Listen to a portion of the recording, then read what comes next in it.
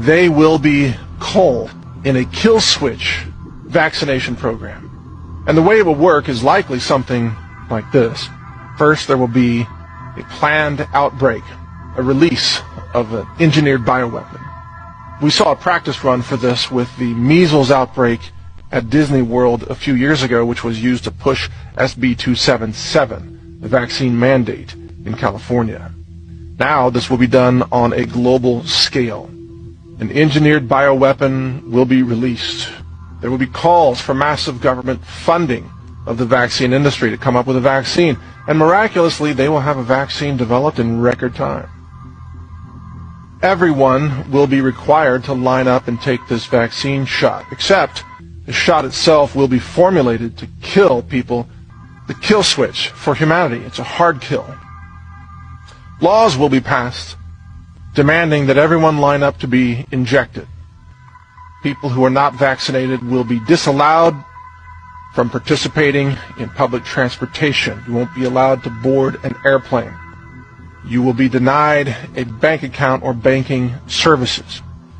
And in this injection, they will, of course, feed more bioengineered weapons. There will be viral strains in there with long latency that are programmed to activate perhaps months later. Once the payload begins to express itself, you will start to see people dying, all in the streets, across all the cities around the world. Once that begins, the media will push a second round of vaccines. That second round of vaccines will be a shorter duration kill switch that will kill people within weeks, not months, perhaps days in certain cases. If you line up to be injected, you will find yourself very likely dead before very long. And this is the whole point. Vaccines have become weaponized. They are a kill switch vector for humanity. Remember, the globalists don't want humans to be around, at least not most of us. They want to depopulate the planet by 90%. Vaccines have been increasingly weaponized.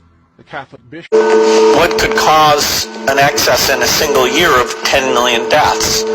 Now, clearly a big war could, and a pandemic, natural or created by bioterror.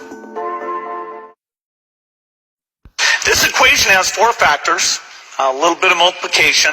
So you've got a thing on the left, CO2, that you want to get to zero, and that's going to be based on the number of people, the services each person's using on average, the energy on average for each service, and the CO2 being put out per unit of energy. So let's look at each one of these and see how we can get this down to zero. Probably one of these numbers is going to have to get pretty near to zero. That's back from high school algebra. But let's take a look. First, we've got population. The world today has 6.8 billion people. That's headed up to about 9 billion. Now, if we do a really great job on new vaccines, healthcare, reproductive health services, we could lower that by perhaps 10 or 15%. It's a very bad situation here.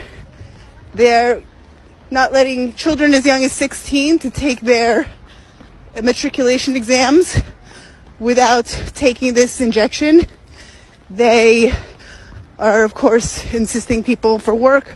They're making this green passport where half the population cannot get into theaters or malls or all sorts of things unless they've taken the vaccination. They're creating a medical apartheid. They have now issued, just this morning, they made it that they're allowed to send each person's private medical records to the local municipality so that they'll know who's taken the injection or not.